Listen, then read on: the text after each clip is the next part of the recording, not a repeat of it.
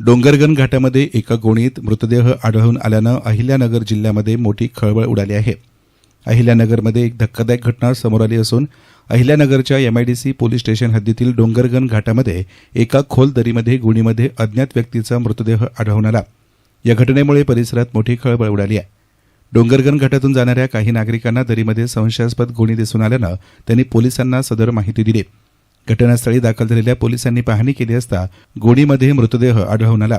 प्राथमिक माहितीनुसार मृतदेह 2 ते 3 दिवसांपूर्वी येथे आणून टाकण्यात आल्याचा अंदाज व्यक्त केला जात आहे। खोल दरीमध्ये मृतदेह असल्यामुळे तो बाहेर काढण्यासाठी पोलिसांना मोठी कसरत करावी लागली।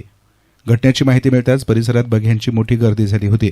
पोलिसांनी घटनास्थळी पंचनामा सुरू केला असून मृतदेह शवविच्छेदनासाठी पाठवण्याची तयारी सुरू आहे।